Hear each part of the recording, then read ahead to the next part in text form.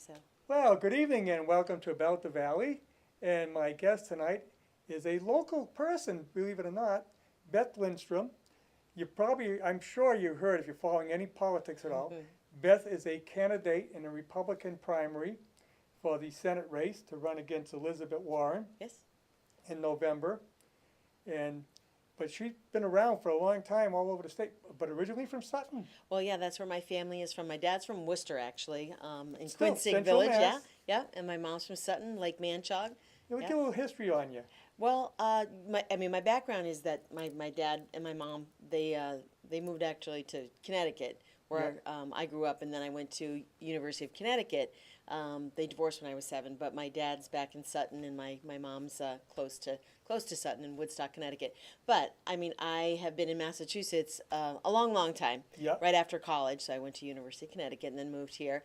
I started the Republican State Party under Ray Shammy back in 1987. Yes. Oh, I long, remember long those time ago. days. Yeah, and we helped to elect Bill Weld and Paul Yes. Cellucci, Joe Malone. But what was neat then too is I think we had the ballot question in 1988 called Common Sense for the Commonwealth, and it was a term limits ballot Yes. question back then. Yeah, Yes. a long time ago. And then we elected those guys in 1990, and then I became the first woman executive director of the state party, Republican Party. Yes, I And, remember that. Yeah, and so That's when I actually joined the party around 1990? the late 80s. okay, late 80s. Yeah, I'm one of these guys that voted for Jimmy Carter and then woke up. And then, well, yeah, that happens sometimes. Yeah. That happens. Well, we're glad, that did happen. But let me tell you about some of my other political experience. I was an advisor to Mitt when he was in Utah before he was Yes. coming here. So it was myself and 2 other people, his son, that started his governor's race. And then I ran Scott Brown's first race as a favor. Said, okay, I can help you for 5 months. We can do that. And most recently, I was the president of a super PAC that helped Charlie Baker and Karen Polito get elected, Yeah. where we raised a lot of money to try to help them, and we did that successfully. I've also had 2 other experiences in government. Well, actually, government, that was Yes, politics. you've but served in government. yeah, so I was the first woman lottery director. Yeah. Was down there, and we were the most efficient in the world at the time, and we had a very high rate of growth, returned about $5 billion to the taxpayers those years that I was there. And when You had more winners back then, too. well, it's interesting. I would tell you, I mean, we could get a long conversation about lottery, and I loved working there because it was like a business, and you could use those principles of being efficient and being able to Right. but I'm not quite sure I would have gone to where they've gone today. I think, you have, I mean, we expanded the instant games. We introduced Keno. I Yep. actually created the lottery show. Or I worked with other people, but I was the Right. one in charge of it. So we did a lot of great things, back then. But I'll skip forward to my other senior position in government, where I worked for Governor Romney as his Secretary of Consumer Affairs and Business Regulation, where we actually won a Better Government Award by the Pioneer Institute. We got rid of I a lot of remember that. regulations, Yes. and I helped to introduce auto insurance competition to lower rates for consumers eventually. And one of the other, go ahead. A lot of people don't realize, under the old system of auto insurance, we had very few people, very few market. companies to choose from, Sure. and the prices kept going up, and up. It was unbelievable. Well, and we had such a regional market, and when you do that, Yes. other people didn't want to come play in it, and you needed those other big Yeah, players. that was a big move. It was very You big. wouldn't see the Progressive and I can't think of Geico and Geico and all. You wouldn't see them advertising here and trying to get and sending you letters if you hadn't changed it. well, we had such a broken secondary market. It took us 2 years, even longer, to work through this. It was a very, very big deal. But and one of the other things I was proud of at Consumer Affairs is I actually created a high school financial literacy program, working with others, and this is my skill set, working with other people across the aisle to be able to get this done, which was really a terrific program where we educated about 800 teachers to be able to get into all these high schools because kids needed to understand the difference between a debit card and a credit card. So I mean, they still do today, but Yep. it's ongoing. But I was very proud of that. So I served in government in those positions, and then I was involved with 4 startup companies. So I've tried to build a better mousetrap. I've been involved certainly at executive team level on all of those, if not starting it myself. And so when Elizabeth Warren says, you didn't build that, I can say, yeah, I did build that. Yes, Yes, I you did. did. Yes, I did. Yes. And currently, I'm a small business owner, so I have a small shop in Groton where I live now, Yeah. and that's a salon and day spa. I've got about 8, 9 employees, and Oh, so okay. I sign the front of a paycheck, and that's what I say Yep. again too. Here's a very big difference between myself and Elizabeth Warren, where I understand the value of keeping the cost of business low because it is about creating jobs. Government doesn't create jobs; people create jobs. Exactly. Government can make jobs, but then who pays for it? Well, it always goes back to the taxpayer. Yeah. Right? So if you create a good economic environment, you Right. create jobs, you create more taxpayers, You that generate money that's into the economy. revenue. The Absolutely. government takes the money out of the economy. Right.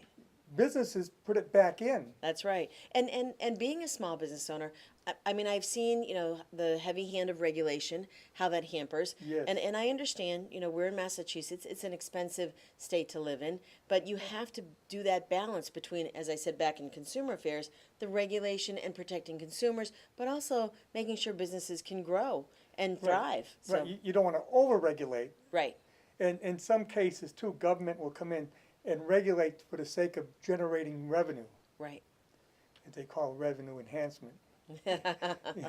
But and then you hurt business, and it's Right. not necessary a lot of times. Well, there's like in my small business, there's only a certain amount of money. We have a certain amount of chairs, we have a certain amount of capacity. Yep. And so you only have that amount much money and you don't always fulfill it every week. So, when you have extra demands on your business to pay taxes, to pay fees, for, like is the latest one for health, you have to I have too few employees to pay into the healthcare system, but we have to pay because that's what we talked about, making sure that we can have 97-98% of the people covered in Massachusetts. Right. So we need to make it work. So we do that, and you have to be cognizant of the escalating costs and burdens on the businesses. Oh yeah. Now you have to pay. You have to pay into the state healthcare system because, but then they get covered under it Well, because some people are on Mass Health, yes. on Mass So, Health. yeah, yeah. And that are employed by you. Correct. Right. But that's a good thing though, because for a small business to be able to go out and buy health care for employees, the cost is so prohibitive today. It's Right. unbelievable. I know we buy health care here for our employees, Yeah, and we work on a grant, but yeah. God, I mean, it's expensive. Well, and that's why, we have to stabilize what we have. And I think there are other alternatives now with the associated health plans where, smaller businesses and groups can come together and be able to participate in that. So, but we have to destabilize it, and that is a big cost. But I think the long and short of it is, I get that. And I think that's out on the campaign trail been one of the most, talked about of my background or where I am today, because being relatable and being reasonable is what people want in a candidate. Well, I don't think people really understand what we adopted, what they adopted nationally under the ACA, what everybody calls it Obamacare, Right. is not what we have in Massachusetts. It's not. Well, and I was on Romney's cabinet when we created Romney Care. And Right. it was using a free market system. It was using competition. It was creating different plans for different needs. Right. And then, the Affordable Care Act came in, and that changed a lot. But what I say also is that we would have to be very careful. We get about $400 million in federal subsidies, and that helps us keep the system that we have. So we need to be very careful Yeah, well, about you what can't we do. you can't leave Obamacare because Right. you would lose those subsidies from the feds. Unless there was another, plan, but we Right. don't. That's not been. Oh, that's the idea. I think the federal end, the Congress, the Senate, Right. wherever it starts, is going to have to look at coming up with a better concept. Well, and other states could look at Massachusetts as a model too. Yes. And if everybody starts to do that, then you might have the ability to sell across state lines because everyone is coming to the same type of model.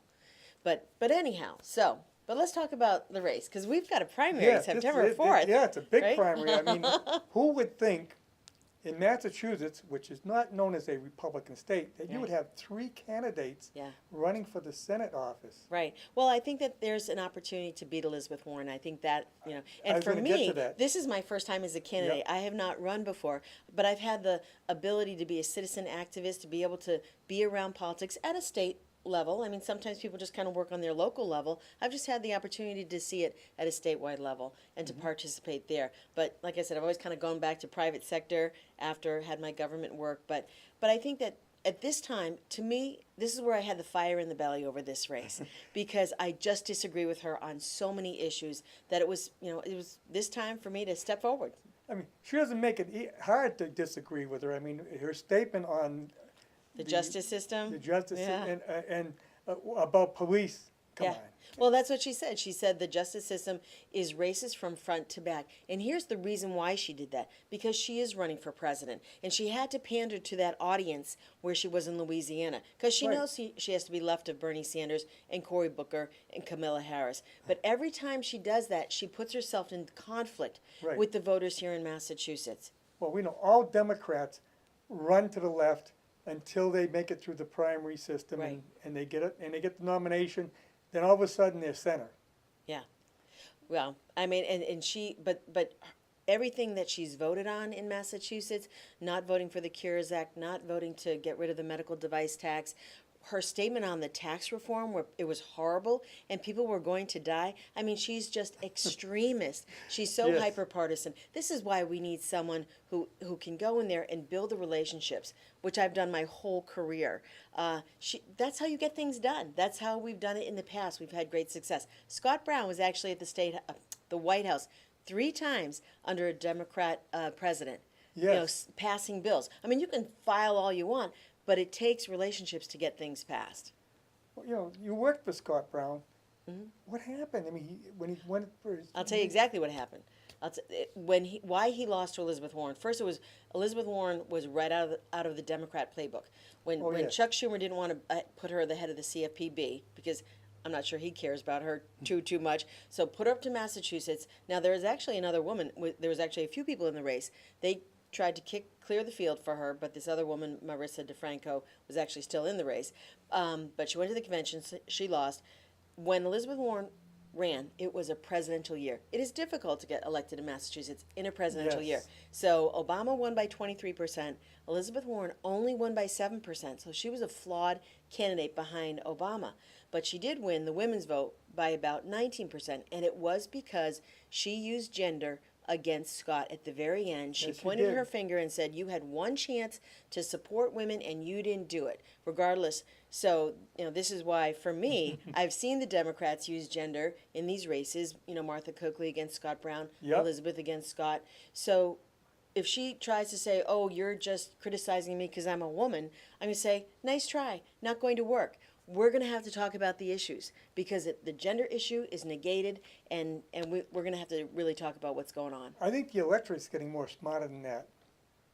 Because, I mean, Hillary tried it. Yeah. And she didn't win. And you're seeing that more and more. I think that the current Attorney General is going to have a problem. Because that's what she's trying to push. Well, she's an activist, Yeah. attorney general. I think for people who want to vote for a female, they just want someone who is competent. They want the record. They Exactly. want the accomplishments. As I've said, But also someone who's going to work across the aisle, with work other on people. both sides. You can't go in there and intimidate everyone and think Right. you're going to get anywhere. Well, and that's what I hear when I've been down to D.C., that they don't like working with Elizabeth Warren because she's so hyper-partisan. And now you look Yep. at the Regulatory Relief Act out of the Dodd-Frank bill, where she criticized 16 of her Democrat colleagues because they did come together in a bipartisan fashion to give relief to the regional banks, which was so needed after the Dodd-Frank. And she got to the floor and she just railed them. And so that's why no one wants to work with her, because you never know what's going to happen, where where you're going to be. There's an example of Democrats talk out of one side of their mouth and do something else. Right. Dodd-Frank was a bill that took care of the big banks. Mm-hmm. And the small banks, they got it tucked to them. Mm-hmm.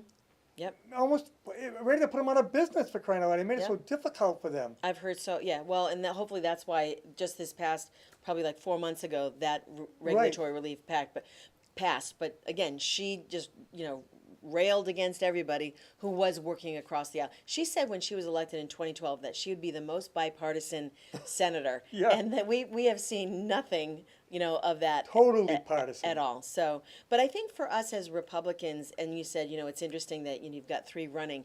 There are differences between myself and my two opponents, and I think that voters need to hear about that because we had one debate that was scheduled. It was on BostonHerald.com. You had to go to the website to listen, and I did pick it up.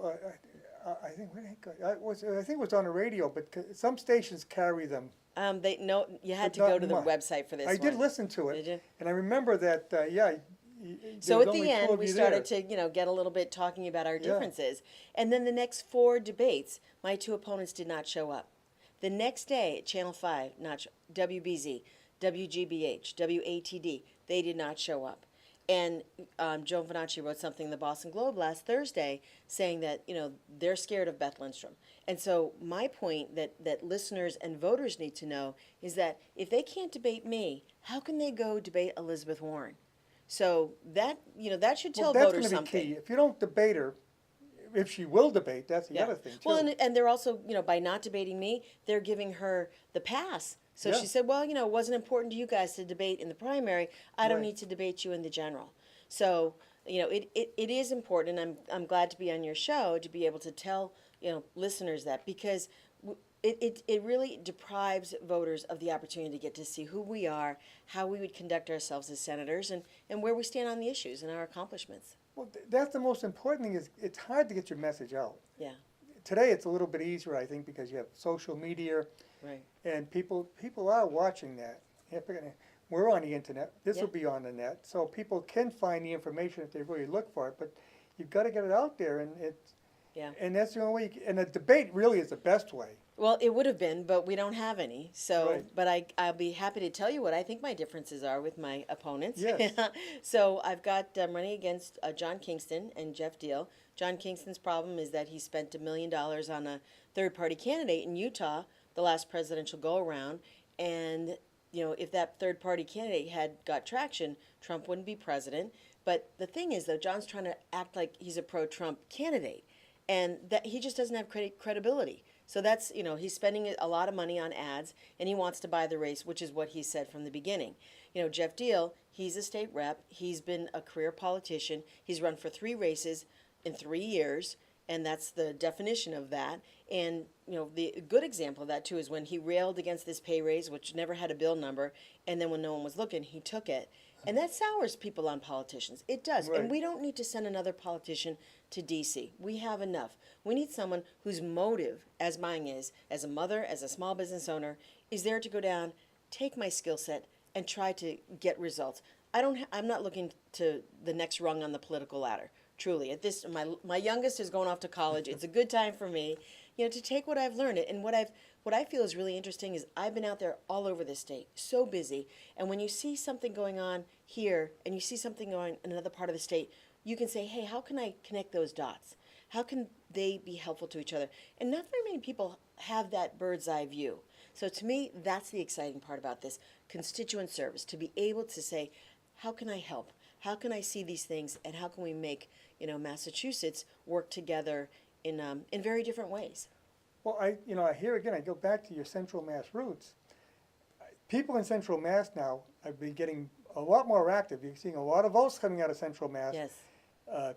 Charlie Baker is thankful for Central Mass because Central Mass made him governor. Yep, that's where Karen. Yeah, Karen Yeah. helped to deliver that. That's right. So I'm seeing that you're a Central Mass person. Elizabeth Warren, Boston rep. Yeah, well, and she's from Oklahoma. Yeah, well, yeah, she's not even Bostonian. So, and in terms her of the heritage roots. is in question too. well, I'll let you go there. I always say, we don't need to know her DNA to know where she stands on the issues. Right. So, and that's where we'll Yeah. go from there. So, Yeah, I could care less about that, but it shows that she'll go to an extent to win. well, she will. And again, we go back to where we started in this conversation, where when she's running, and I think on our website, it's bethforsenate.com, we have a map of all the cities and towns that I've gone to. And then we have a map of the country and all the swing states and all the states Elizabeth Yes. Warren has gone to, because it just shows, her personal agenda. And that gets in her way every time. Yeah, I mean, she can't deny that she's running for president. She can't. I mean, she's It's written the so book. obvious. She has got the dog. She sent two of her staff up to New Hampshire. I mean, it's pretty clear, and I think that's what's. She speaks in the present tense. I'm running for U.S. Senate Yeah, today. I'm not running for president today. You put a present tense in it, and it's a it's very clear. But if she really cared about people in Massachusetts, you would see her. Well, I don't know. Maybe she'd vote this way anyway. But she wants to go to single payer. She wants to go to socialized medicine. We just talked about that here. We have good health care in Massachusetts, Yeah. albeit expensive. But we're users. We're heavy users here. yeah, but the thing is, when you have a capitalist form of medicine, Right. that's when you get the improvements. Everyone Exactly. around the world comes here for the best medicine Exactly. because we have people. You have if drug companies aren't going to make money, they're not going to research. Well, you know what? You hit the nail on the head because I'll tell you that I've sat with folks from the biotech industry and they said that's the same thing. The European Union is actually locating their research and development here because there's no incentive to be disruptive. And there might be an Alzheimer's drug 2 years in the making. That would never happen in any of these other countries Right. because there's no there's no incentive. Yeah, there's no incentive to do it. You don't see a market there. Exactly. So, I mean, granted, we'd want to keep, try to get the cost of prescriptions lower and everything. But if you don't have the end game, because R&D, that does take so many years, but maybe there's some things where we could tweak it as a senator. But you hit on a good example on socialized medicine. In socialized medicine, if you're elderly, and I'm there now, I don't like to think about it, but if you're elderly, there's no care for elderly. Yeah. They do not like to. Right. The best way with elderly is let them die. Don't give them any health care because get them out of the way. We want to take care of the people who are young because they don't takes less money. Right. Right. And that's the way that market works. That's right. That's right. And every this summer I do the Pan Mass Challenge. My husband does it, the bike ride. Yes. And you're riding there and you're seeing all these people on the sides of the roads that are so thankful for that. You're raising money and and we do great things here in Massachusetts. Yeah. We save lives. If we had of socialized all medicine, age, you but wouldn't have you that. wouldn't have that. You wouldn't have that. And we see it all the time. So I know I'm grateful for the system that we have. That's what we have to prevent is the Elizabeth Warren taking us down that path. And especially for Massachusetts because it is such a big industry here. Yes. I mean, our healthcare industry is one of the biggest between financial services and biotech. I mean, so you would think that she'd be in tune with what is going on in her own state. Right. But but here again, she's part of the problems too with a higher education. Mm-hmm. Look at the salary. Mm-hmm. It costs, and what it and those Yeah. salaries, why it's so high to go to a college. Well, I'll tell you, sometimes I run into, not very often, I run into someone and they say they like Elizabeth Warren, and I'll say, why? And they say, well, she's going to give me free tuition. I Yeah. say, well, let me tell you No how that such works. thing. Let me tell you, well, yeah, and nothing is free. But I was, treasurer of a board of a school that was a tuition-based school. So I understand very clearly how it works and how you have to make sure that you have the full pay to be able to give financial aid and that balance to make sure you have opportunity for people. Right. But the way you cut costs is you have to bring down your operating budget. That's Right. where you try to get the cost of tuition lower. I mean, it doesn't come by any other means. And so yes, and then of course people will after that will complain about the salary that she received. But nonetheless, that's the point. I don't know where she thinks that free tuition is going to happen because if she's talking about public school free tuition, then maybe it's a lower tuition. But again, tuition is the only part of going to college. So what is she saying really? Is that just a talking point so that she can get people to want to like what she's going to give away? Right, and the thing is that it's costing these students so much to go to college, they can't make that money back in their Well, lifetime. and for I'll crying out tell you, loud. I have talked to so many heads of companies, of HVAC, electricians, all these vocational, and they say, I can't hire enough, Beth. We need more qualified. So, a couple of examples of, making sure that we could get more support for those VOTEC. I say education comes in different shapes and sizes these days. Yes. Whether it's online, whether it's vocational. We need to stop the culture of saying, the only way you're going to be successful is if you go to a 4-year bricks and mortar program. That may not be the case for a lot of kids. I mean, I've got 3 boys. They've got learning challenges. So we had to find the right school for them or their right path for them. I mean, it really is, you know, that is okay to talk about. But when you have high schools that say their measurement is how many kids went to a 4-year, you know, college, check, we're the best. When you start to measure like that, that's your rubric, then you're going to play to the rubric rather than Yes. to the student and what is right for that student. And we need to align our market needs for our businesses to what the talent is and where we should make sure that there's a match there. That is the important thing. One of the things businesses are saying, I can't find people qualified that I can train. Right.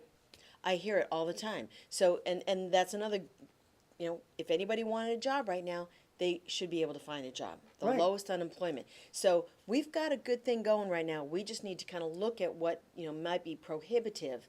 And yeah, some of those smaller colleges, they might have to merge because it's just, it's unsustainable. You have to look at the overall demographics too and where the kids are coming from. And, you know, so, but if you've already created a university that you can't sustain, you're going to have to figure out another plan. Exactly. And same with, even at the high school level, they've got to change the way they educate. Well, I always told, I have 2 sons, and I told both of them, I don't care if you're a janitor. As long as you get a job you like, your vocation should be something you like to do because you're going to be doing it Yeah. a minimum 8 hours a day. Get something you like to do. So my oldest, he's a geriatrics doctor. Now he's gone to family medicine. Works up in Winchendon. And my younger one works for Caterpillar. He's a doctor of motors. Yeah, there you go. But that's what they But if both they enjoy like, what they and do, and right. they did what they like to do. Yeah.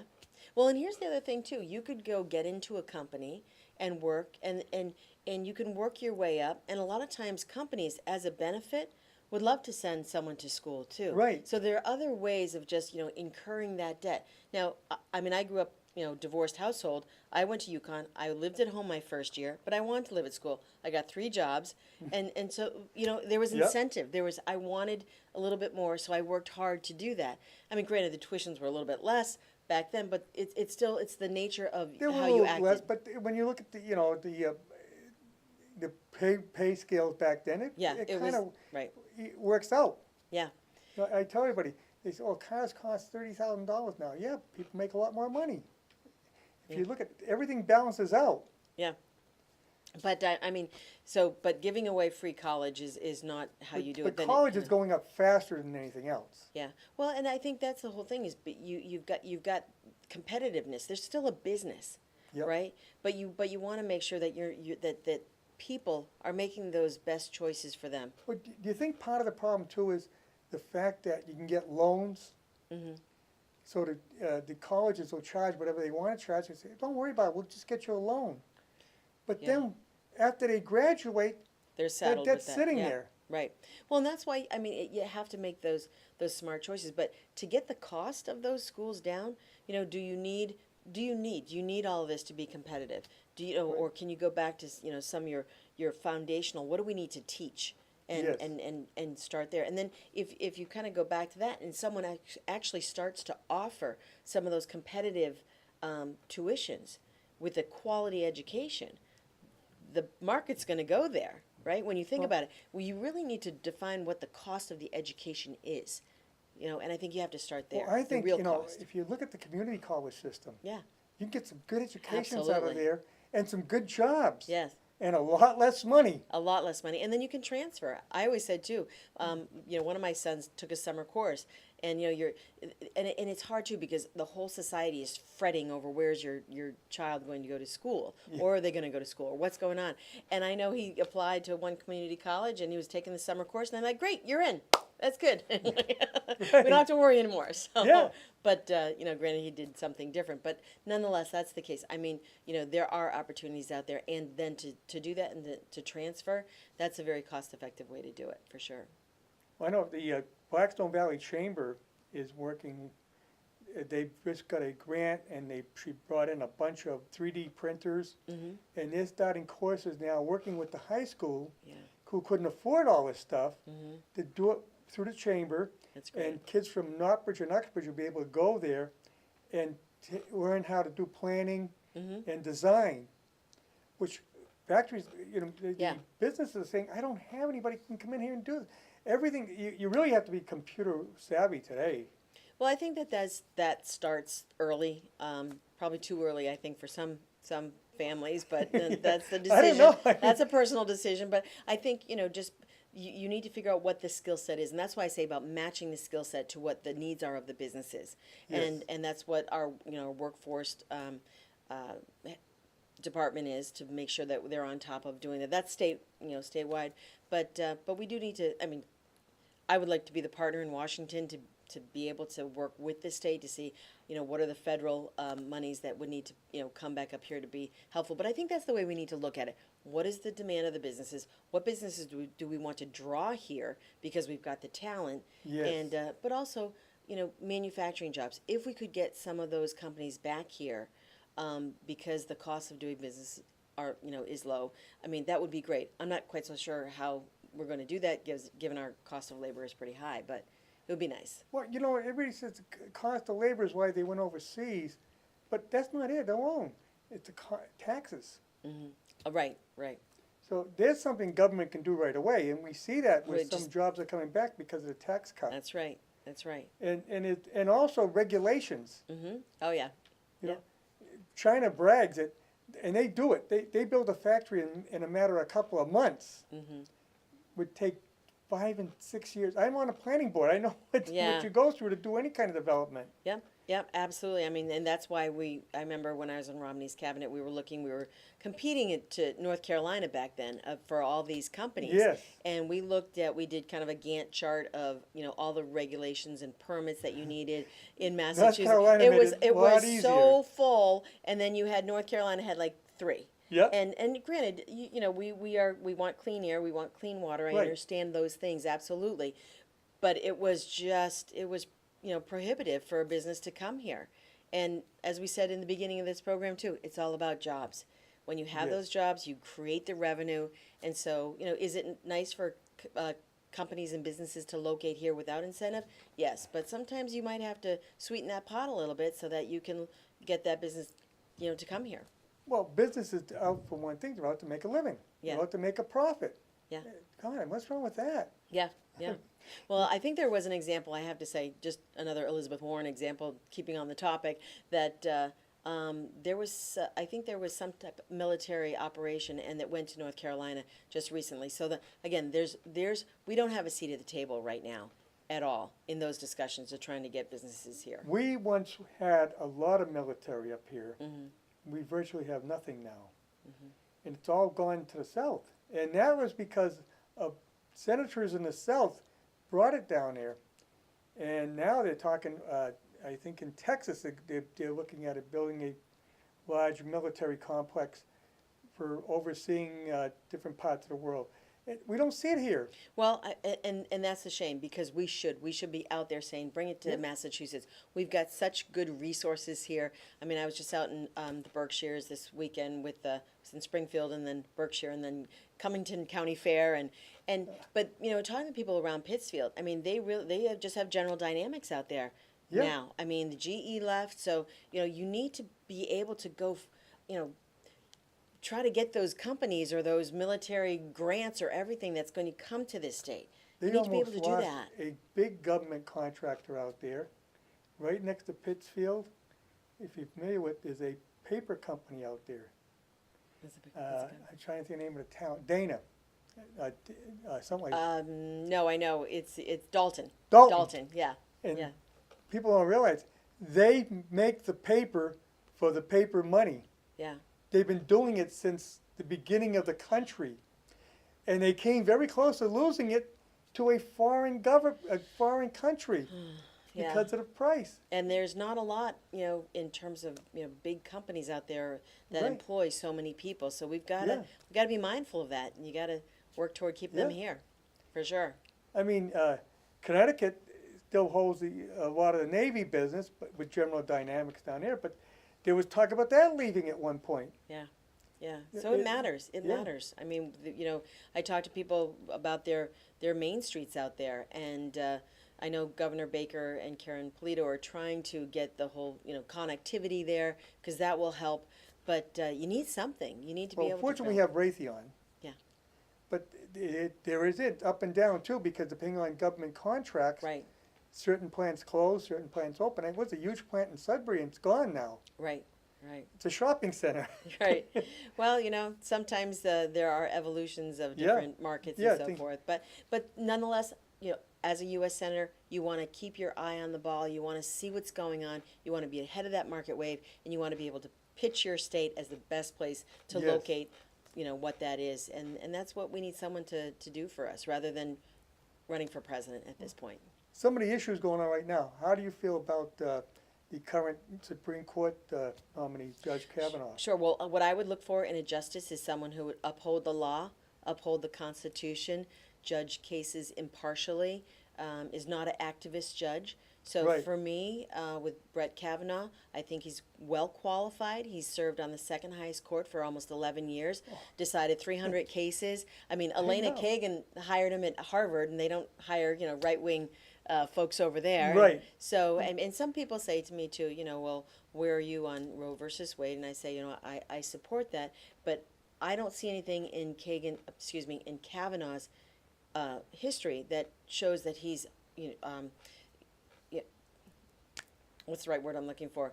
That He's going to that he would change that. Right. That he's would attack any of that. And matter of fact, I think the other day he did say to Senator Susan Collins that he considers that settled law. So a lot of this hype is about just wanting to not get his confirmation. What a lot of people understand though about Roe versus Wade, it would not outlaw abortion. What it would do is send it back to the states. Right, or the Congress, right. Congress could pass a law, Right. but the state right Right. away would have the authority to say if they wanted to outlaw what's in the state. And states are trying to get around that anyway. Right. Well, and exactly, and you see, what Governor Baker would be doing to uphold some of that Right. rights. But so that's why it's in my opinion a non-issue. Yeah, I don't think it for us. would come up at Yeah. all in the Supreme Court. But what's interesting now, so you're seeing the Democrats, what they're doing now is they're trying to say, well, president might be impeached, and so therefore he shouldn't have this nomination.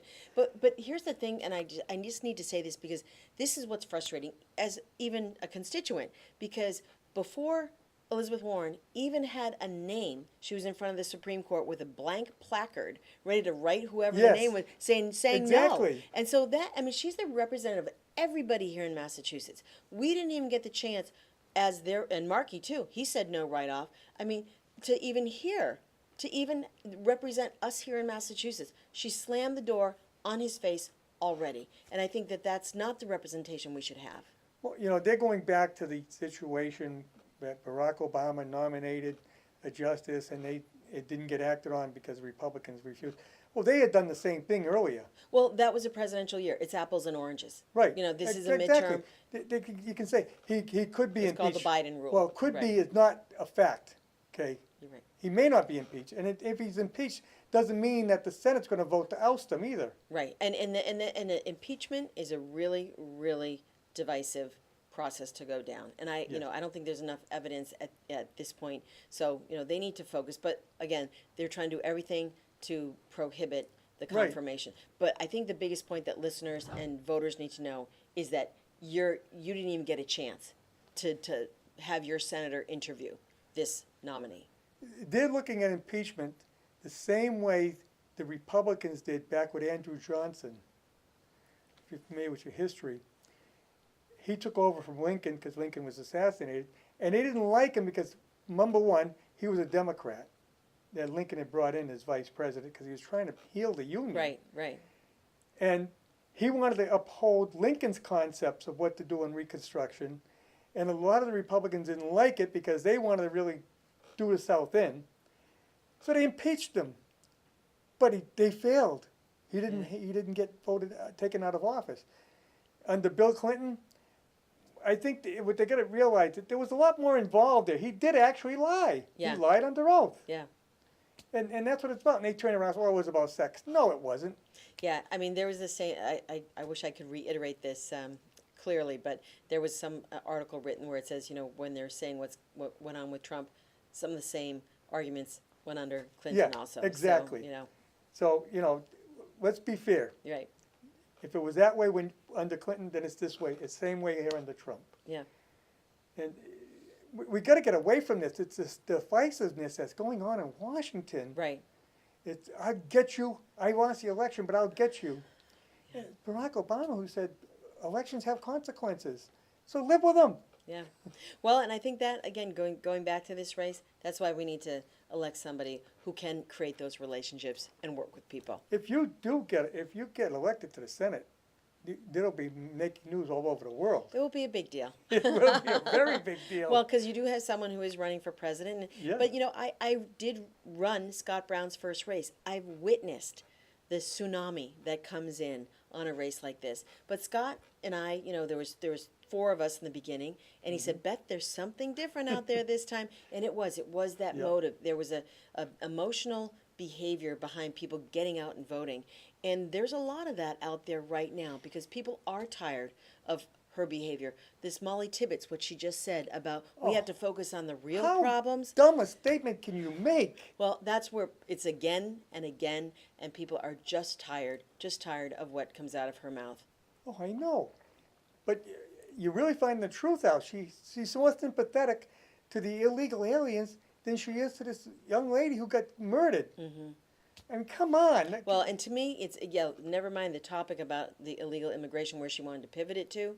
I know. The insensitivity as a mother when she's losing your daughter, brutally murdered, that this U.S. Senator couldn't get out of her own personal ambition to recognize and say that we had to focus on the real problems. A lot of parents, All that's we a tough hear nut. from them is, well, we're upset about the separating families. Well, number one, they broke the law. Right. If you rob a bank, you're not going to stay out of jail because you got a family.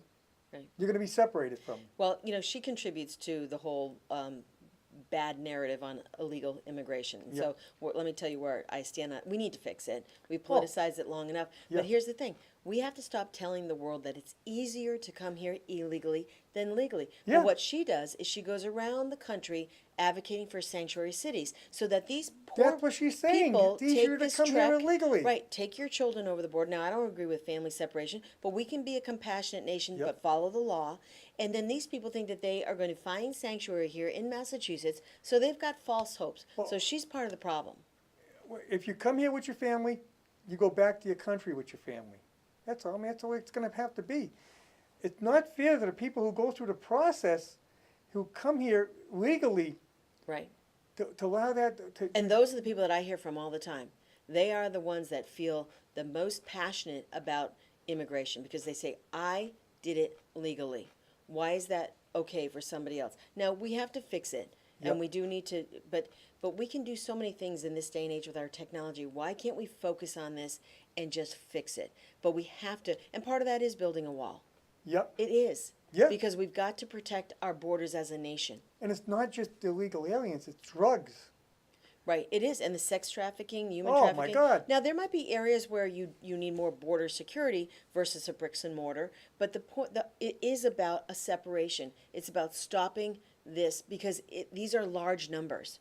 Well, these coyotes are telling these Yeah. people, oh, you're just going to walk across the desert, take you one day, and it takes longer than that. Well, and then you have the parents who do pay the coyotes, and they put the girl on birth control because they know bad things are going to happen Oh, to her. my God. And they come here. The parents really aren't the parents, and they're Right. the MS-13 gangs that we have I around know. this. This is why we need to keep. That's the first duty of a And Congress. she wants to do away with ICE. Right. Well, they serve a good purpose. I mean, if ICE had enforced and looked into, because their enforcement and deportation and their investigation. Right. And if they had found this person in Iowa, then that could have been a preventable death. Exactly. That's the Same real way problem. in San Francisco. Yeah. Yep, those are the real problems. So. I mean, we've had it locally. We had a young man who got run over in Milford. Yeah. And then the guy says, well, they get him off. They say they're going to get him off because he has an intolerance to alcohol. Well, then maybe you shouldn't be consuming alcohol. Yeah. Yeah. Well, I think what everybody really wants, we want our communities to be safe. Right. And we want people to follow the law. So it's pretty simple. There's 2 ways to come here, legally and illegally. Yeah. And when you make the choice illegally, there's just a lot of other bad choices after that. So my advice, follow the law, right? You know, I always say, why don't you make your country you're living in better? That's what we do here. We try to make Right. a better country, but we can't take the whole world in. You Where, can't. where Well, would we be? But we do. We're a very compassionate nation. I mean, we bring in over 1 million people Yeah. a year, Oh, and yes. and that's not asylum. I mean, that's immigration. And then you have Well, immigration is necessary. Yes. And I think we have to have a program where you have guest workers. a meritocracy and guest workers. You got to Yes. fix it. Just got to Yes. fix it. You know. I mean, business will tell you they need them. Yeah. I mean, that guy worked at a farm out there in Iowa because you can't find local help. I mean, you lived in Connecticut. If you lived in the Windsor area, Yeah, in the Vernon, Ellington, Yeah. tobacco farms. Yeah. Right? Yeah, exactly. and in the when day. you were younger, Yeah. a lot of the people, younger people, Yeah. worked those tobacco fields. Well, they don't do that anymore. Right. They bring them in now from, I think, Honduras, and because they still need the workers, and it's a Right. tough job. Right. Yeah. So, I mean, you do need, we can't get Americans to do that work. You got to have some guest workers in to do it. Right. So we can work on a program like that. Yeah. Well, and I think that, you know, if you let some of those market wages, you know, maybe we will have some of those. Well, I People think taking those some of the jobs. businesses that don't want a guest worker program, they don't want it because if bring them in illegally, they don't have to pay them as much. Yeah. That's the problem. Yeah. That's the problem. Because, and then that, you know, tampers the wages for other people who could have that job. Right, exactly. But, I mean, what's wrong with working? I'm sure we come to a consensus. We could if we stop politicizing it. Yep. But when you have someone like Elizabeth Warren, who again takes a horrific, Well, that's the whole Tragedy. thing. They use it as a way to get elected yeah, and to it's too keep bad. going. You know, another issue is the gun issue. Right Yeah. now, Nancy Pelosi came out and said, we got to do something about guns. Look what happened in Florida. Well, why don't we investigate why this guy had a gun to begin with and how he got Right. in there with it? right. So I'm a Second Amendment supporter. Yes. But I don't think we should put guns in the hands of people who shouldn't have them. Right. And we need to look at the mental health part of this. It's so important. I mean, I give the example of the kid in Winchester who took the knife and stabbed the girl in the library. In my hometown last Yeah. September, a kid Yeah. took a baseball bat, bludgeoned his grandparents and his mom. So They didn't use the gun. right, so we need to figure out the why, and we need to Yep. be able to do, you know, put resources to make our schools safe, and to be able to make sure that we could understand, rather than to, you know, drug kids and put them off to the side. We need to figure out what is making them feel this way, and that's really important. Yeah. If you look at it, there's not that many people killed by guns in the overall picture. There's a lot of other ways. You have terrorists using cars and trucks. So Yeah. we're going to ban everything? Well, no, and you can't, but you need No. to find out the why. You need to, Right, and then that's go what back. you- That's, you- I feel so that- strongly about that. Yeah. You know, because, you know, my dad, you know, he had guns. He was a hunter. Yep. So, you know, but you use them responsibly. Yes. And then that's what we need to do. We don't need to punish a whole, you know, law-abiding class of citizens, when some bad act happens. But again, another area to politicize, and that's too bad. If you look at the gun incidents, including down in Florida at the high school, every situation was they shouldn't have had the gun to begin with. There was something something fell through the cracks here. Right. Well, and that's why we need to Down in fix our Connecticut, nicks. those kids, those poor little kids in elementary school. Oh yeah. That guy, He shouldn't be able to get a hold of his mom's No. guns. no. Yeah. So yeah, it's a big problem, but we have to look at the source. We need to look Yeah. at the root, and not again, you know, hurt a law-abiding citizens that have Right. guns. So, Right. but yeah, so we covered guns, immigration. Yeah. We went on economy. A little bit, you know, but I think that, you know, that's important to have the strong economy, that we keep that going. On my push cards, I talk about citizens, going back to a citizens legislature like our founders wanted, term limits. You know, wouldn't that be I was nice going to bring that to? up. Yes, you're talking term limits. Were you Yeah. involved in term limits? Well, you know, that was for the state way back in 1988. Yeah, but you Didn't still pass, but anyway, no. we tried it. But yeah, I mean, you see a bunch of people now in Congress that are retiring, Yes. And now they become so free to speak, like they're speaking their mind. They don't have to worry about going back home and getting reelected, raising money all the time. They can actually have that good conversation. And wouldn't that be nice if we had more of that, because it was just about doing the people's business versus, where am I going to get my next donation from? We found it necessary to put term limits on the presidency. Yeah. Well, why do we stop there? Yeah. We found it necessary because, of course, Roosevelt just kept going. And, George Washington initiated term limits. He said, I'm running for 2 terms. And then every president after that followed through with him. Yeah. Till we got to Roosevelt. And then he stayed. And he said, Yeah. I'll die in office. And he did. Yeah, yeah. So we got scared. So, gee, we're going to have a president who become a dictator. Well, you can have that at the lower level, too, because there is some, you have control. I mean, maybe you're one of many, 435 all total, but. Well, and then people say, well, but don't states benefit when people have been down there so long and they can bring home the bacon? Right. But, but if everybody is just circulating in and out, then it levels the playing field. And it also So- brings new ideas in. Fresh set of eyes, I always Yes. say, and people start to, for me, going around this state, listening to people, looking them in their eyes and understanding what they're feeling and understanding, what their challenges are, having empathy for that. You don't see that, 6 years, Elizabeth Warren's coming back and doing town halls. She's not sitting down with people and really understanding what they feel because she's got a different agenda now. And they regulated town halls, too. Try to get into them. Yeah, no. Well, I haven't been invited to one. No, so- you won't be. I won't get in either. They're Yeah. very regulated. Yeah, well, They're making sure who gets in. very scripted. Yes. But this is why I'm doing this, to be someone who someone can talk to. So how long and are listen. How many terms would you serve? 2. 2. 2 12 terms. years. That's a long time. It is a long time, actually. It is a long time. I've got 3 boys and hoping someday to have some grandchildren, you know, Yeah. so you want to enjoy some of that too. I think what happens, though, they get down and this ain't a bad job. The money's good. And, of course, you make a lot of money. I see a lot of people go into politics that come out pretty wealthy. Yeah, yeah. They go in poor. For me, again, my motive is really to help people. I mean, Right. I've worked hard. I've hit, crashed the glass ceiling on some of these. Yep.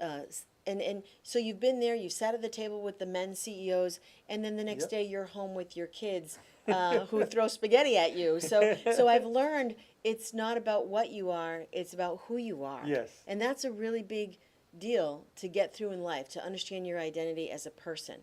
So, for me, again, term limits is good. I think that keeps people, on the right track. I did have I won't name names. He's no longer in office. He's retired, but he was against term limits. He says, you got term limits every 2, he's a legislator, state mass legislator. You got term limits every 2 years. People can vote you out. I said, but they don't. Yeah. And 2 years is a short period of time too. Right. I will say, 6 years as a senator, I Yes. think is a long term. So like 12 years in the Senate, 12 years in the House. How many terms? They're 2-year terms. So I wouldn't just be 2 terms in the Congress. Nor would I advocate for Massachusetts and legislators. But I think that they would come up on what the right number is if it was to Right. pass. But I was just pointing out that he Yeah. said it's already there. You're 'cause right. you can be People voted vote you out. Right. But it doesn't happen because a lot of people are lazy. Yeah. Unfortunately, they don't pay attention, and it's Yeah. and it's harder to pay attention now when all our younger people get their news from Facebook. Oh, I know. And it's like that's what I tell younger people. I said you need 3 or 4 other sources because you need to hear other sides of an argument. Otherwise, you're just hearing what you want to hear. Yeah. And yeah, that's because not you're lined positive. up with pages, with Facebook pages that that you're only going to hear one side. Yeah. Yeah, you're right. So we need, and that's why we do need the news. We need other mediums to be able to have opportunity to hear. What they really need, and it's available, is to hear the candidates. Right. So you Let's can- go back to those debates. Yeah, go back and hear what Right. they really have to say, and not Right. what people are saying they say. Right, because I see it all the time. You get a soundbite and someone runs with it, and that's not the truth. And unless you have millions of dollars to try to go out and say, no, that's not the truth, it's very, very difficult. That's why debates being live, or most of the time live, on stage, Yep. not scripted, being able to just speak to the people and answer the questions, is the best thing. And it really, really is so disappointing that my two opponents will not do that. I try to get as many people in here as possible because I think you got a whole hour. Yeah. And Got we lots put to talk about. Yeah, we put it on the net, and they really get to know you that way. Yeah, yeah. And So, that's good. An hour yeah. is a good long time Yeah. to have a discussion. And this is what we needed. Years ago, politicians had to go out and meet the people face to face. I'm talking before we had Right. electronic media. Right. Well, and it's interesting because your website is your old door front that you would want to locate in Main Street of where you were representing. Yes. And imagine running statewide. When you didn't have your social media feeds and your email and all of that. I mean, I will say in 1990 I actually ran the state convention. Ray Shammy wanted to have the most inclusive state convention, so we had Yep. 6,000 That was in people. Springfield. That was actually this was in Boston. Oh, This was- Boston, okay. But Steve Pierce, the Springfield state rep, won. Yes. And I was with Governor Weld the other day because he's been very supportive. Yes. And I said, yep. And I remind people that Steve Pierce won the convention. And Bill Weld goes, by a supermajority. Yeah. And he said, and then he was 35 points down I at the remember end. that. And he won the primary Yes. by 5%. And so, I always, I hold dear that to my heart because he's like, it was a lonely summer for me because, we'll have the discussion about Jeff Deal winning the convention, but he expected to win the convention. That's in the insiders. But it took a second It ballot. did. So, but of course, you can't get that story out because they just continue the narrative of like. Right. But we just wanted to get our 15%, and we got almost 30%. And that's Yes. why he had to go to second ballot because he thought he was going to run away with it, and he didn't. And then you have John Kingston, who spent $3 million and came in third, Yeah. with 17%. So, but that's a microcosm of your activists, of your insiders. And so, now the primary, we're thinking, I mean, I think the top amount of voters that came out one year was 300,000. The lowest was like 97,000. So, with the Tuesday after Labor Day, you're not quite sure who's going to get out to vote. Well, that's so that's a big factor. And it's a big then, swing. I remember when Charlie Baker ran the second time, Mm-hmm. he was saying, I only need to get 10,000 more votes to come out, and I'll win. And he did that in Central Mass. Yeah. And he basically, because he had lost against Duvall the first time. Yeah, I know very well, and it's interesting because being the president of the super PAC this last time around, we had nothing to do with the campaign, but we raised $10 million with the Republican Governors Association nationally, and we Yes. spent $9 million on advertising, and we were reminding voters that Martha Coakley couldn't remember what the gas tax was. So there's 2 points there. We still only won by 40,000 votes. That's how hard it is to win in Massachusetts. But now Charlie's a most favored governor, and that's great. Yes. But the other thing, when Jeff Deal goes around taking credit for the whole saving on the gas tax, well, when you spent, and he says, and we were outspent 30-1. Well, when you're spending $9 million on reminding people that she couldn't remember that the gas tax was, I think we all had a little hand in helping that along, though, too. I'll take a little credit for that. Okay, I'm getting the signal. You want to quickly wrap up, give you about a minute? Sure. Well, thank you so much for having me on your program. I appreciate it. I want to say to your listeners, your watchers, your viewers, that if people really want to beat Elizabeth Warren in the fall, they need to put the best candidate forward, and that would be me, because it negates the gender issue, but I have my accomplishments, and I'm the person who can make the relationships down there. Jeff Deal is up at the State House. I've got the majority of the people who work with him day in and day out who support me. So you got to ask that question, why? So anyway, I can create relationships. BethForSenate.com. That's BETHFOR Senate.com. So thank you for having me on your program. Thank you for coming in. Thank you so much. And a reminder, the day after Labor Day, primary election, get down there and vote at the high school. Believe me, you got to. I know it's the day after Labor Day, but you'll be home and the kids are back in school, so there's no reason you can't get down and vote. Great. All right? I'll see you, I'll see you again this week we're going to do 3 shows this Thursday, starting at 7, 8, and 9. So tune in. All right.